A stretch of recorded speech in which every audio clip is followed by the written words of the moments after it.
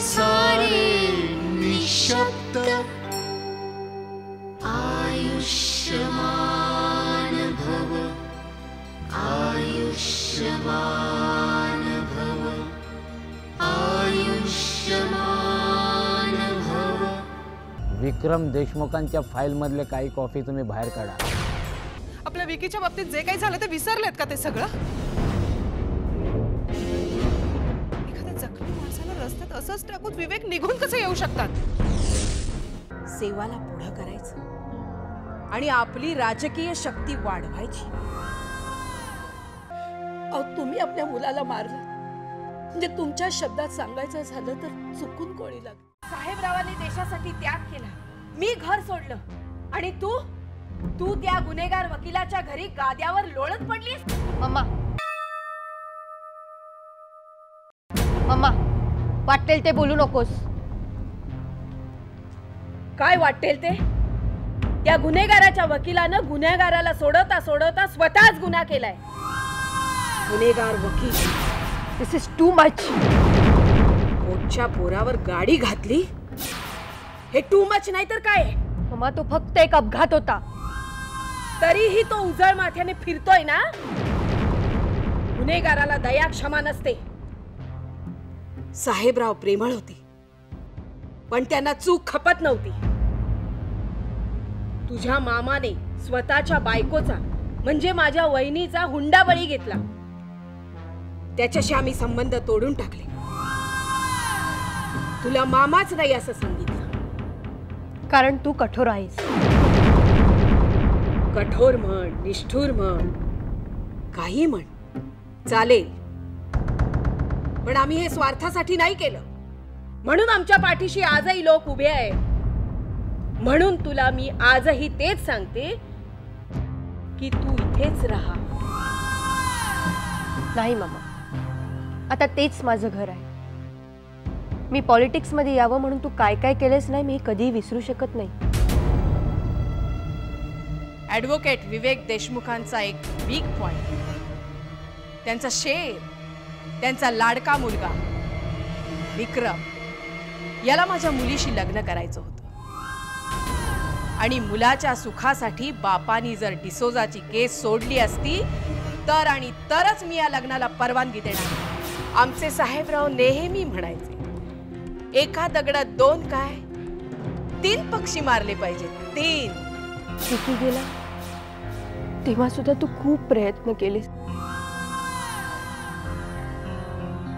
मी pregnant आहे हे कळल्यावर तुझ्यातल्या आईपेक्षा तुझ्यातल्या राजकारणी बाईने काय काय केलं ना हे सगळंच आठवते मला।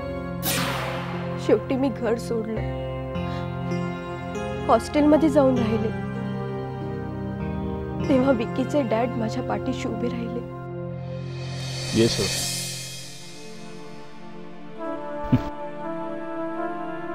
काय सिच्युएशन आहे ना, आमची सुनबाई देशमुख घराण्याची सून आज पहिल्यांदा गृहप्रवेश करते आणि तेही अशा परिस्थितीत। नाही पप्पा, तुम्ही आज सासरे म्हणून माझ्या पाठीशी खंबीरपणे उभे राहिलात म्हणूनच मी आज या घरात येऊ शकले। कुठलंही नातं कसं फुलत जातं ना याच्यावर त्याचं सौंदर्य किंवा कुरूपपणा अवलंबून असतो।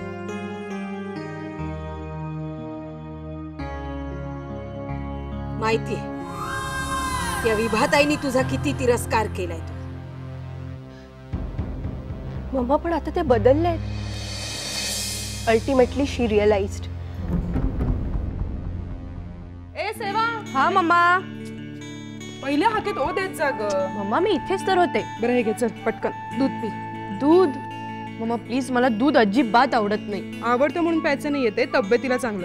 घे घे घे, चल पकड। मम्मा तू पी म्हणजे त्याला मिळेल। त्याला म्हणजे? तुझ्या पोटातल्या बाळाला। मम्मा हो मी न विसरता। किती काळजी करणार तुम्ही? काळजी नाही, तुझ्या लक्षात। या सेवा, अगं काय तू नीट बघून नाही का चालता येत तुला? लागलं? दुखतंय पोटात? अशी कशी पडलीस पण? माझा पाय घसरला। तुला सांगितलं ना जरा हळू चालत जा, जरा काळजी घे म्हणून। संजय, कुठे गेला हा मुलगा? तो आत्ताच बाहेर गेलाय। पाणी हवंय तुला?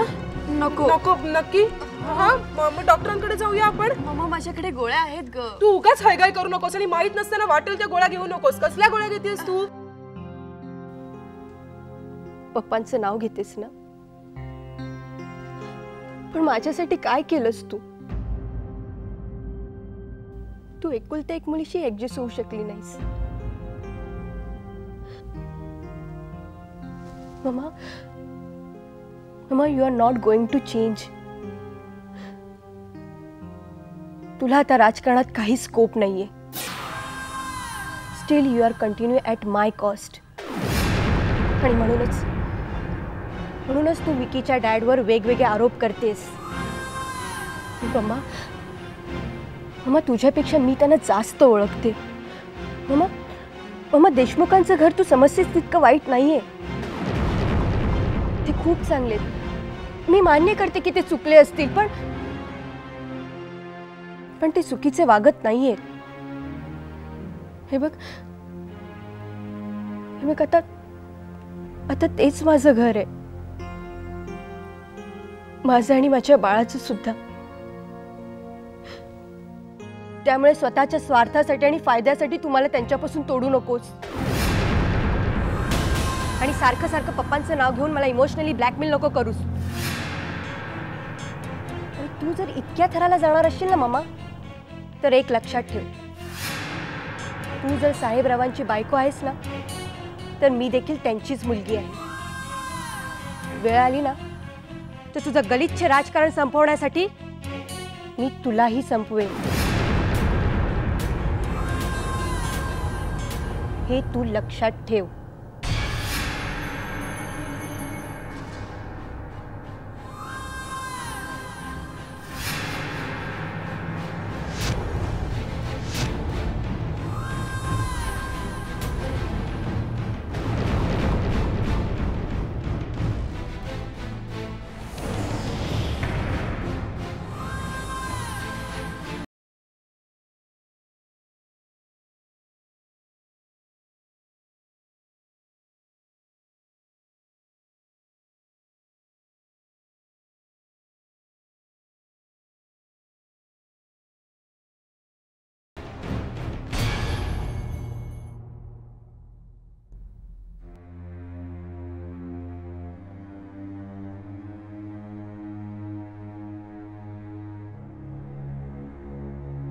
कसला विचार करताय? विचार करून काही बदलता येणार आहे का?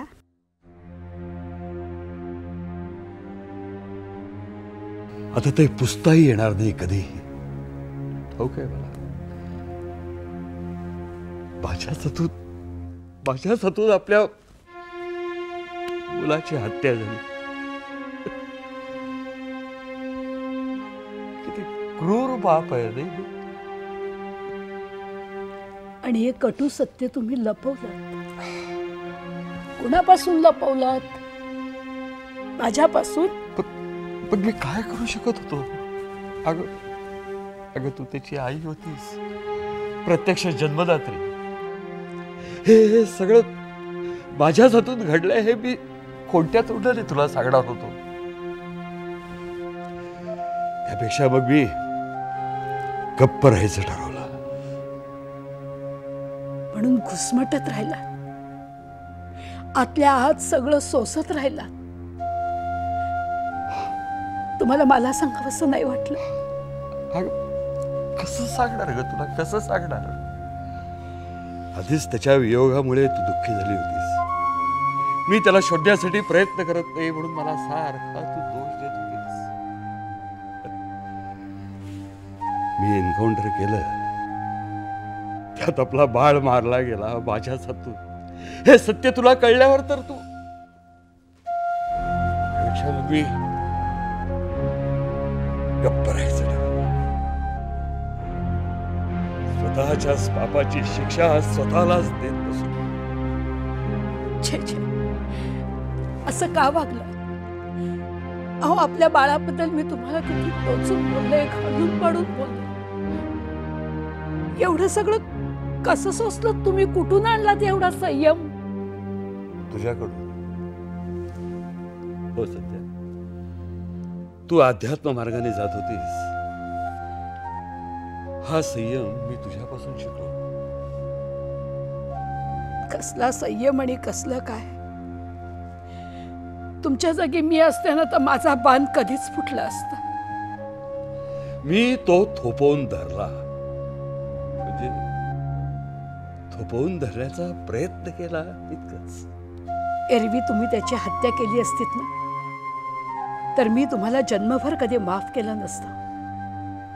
पण मला जेव्हा कळलं की आपला मुलगा गुन्हेगारी मार्गावर आहे तेव्हा असलं अपत्य जगलं काय आणि मेलं काय दोन्ही सारखंच. हे तू बोलतेस? अहो, कुकर्म करणाऱ्याचं पालन पोषण करण्यापेक्षा त्याचं निर्मूलन आणि निर्दालन करणं हेच योग्य आहे. हे तू काय बोलतेस संध्या? मला वाटलं होतं हे सगळं ऐकल्यानंतर तू भयंकर चिडशील, संतापशील, ज्वालामुखीचा उद्रेक व्हाव. पण तू तर कारण तुम्ही जे केलं ना ते योग्यच होतं. तुमच्या जागी मी असते ना तर. पण मला सांगा, तुमची अर्धांगी असून देखील हे दुःख तुम्हाला शेअर करावंसं नाही वाटलं? काय एकटे सगळं सहन करत राहिला? दुसरं मी काय करू शकत होतो? दुसरं काय करू शकत होतो? आणि खरं सांगू संध्या, तू मला माफ करशील याची मला खात्री वाटत नव्हती. हाच तर नवरा बायकोच्या समजुतीचा भाग असतो. पण आजपर्यंत आपल्या बाळाबद्दल मी तुम्हाला किती घालून पडून बोलले हो. तुम्ही मला माफ करा. नाही नाही संध्या, अगं खर तर मीच तुझी माफी मागायला हवी. मी आज इतक्या वर्षांनी का होईना पण तुझ्याजवळ सगळं कबूल केलं. तूही मला माफ केलंस. माझ्या मनावरचं मोठं ओझं दूर झालं.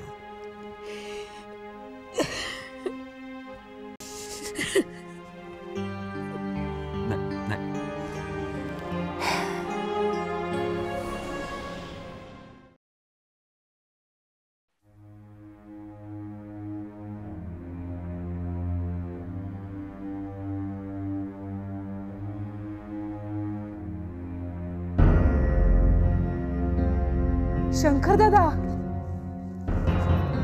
कुठे होतात इतके दिवस आणि आज कसे आलात अचानक? नाही म्हणजे ठरवून आलात की वाट चुकला तिथली? वहिनी मला माफ करा, माझी चूक झाली. छे छे, अहो माफी कशाला मागताय? आणि खरोखरच माफी मागावी अशी चूक घडली आहे का हातून? चूक माझीच झाली. मी न सांगता निघून गेलो. त्यात चूक कसली?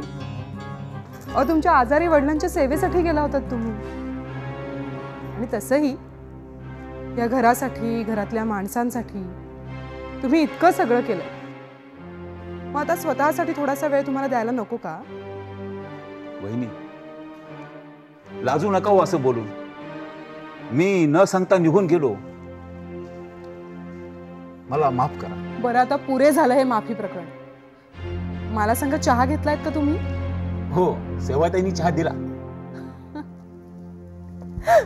सेवाने दिला का? अरे वा. तरी डॉक्टरनी सांगितलंय तिला फार दगदग करू नकोस, धावपळ करू नकोस. का? तब्येत बरी नाही का त्यांची? नाही नाही, इतकं काळजी करण्यासारखं काही नाहीये. तुम्हाला कळलं की नाही? अहो आनंदाची बातमी आहे. आपली सेवा आई होणार आहे. आई? विक्कीच्या बाळाची आई. अरे ही तर आनंदाची गोष्ट आहे. चला या निमित्ताने का होईना घरात आनंदी वातावरण तयार होईल. बरं शंकर दादा, बसा जरा 2 मिनिटं. मला तुमच्याशी थोडंसं बोलायचं होतं. शंकर दादा, मला माहिती आहे तुम्ही अधूनमधून मुंबईला येत होतात.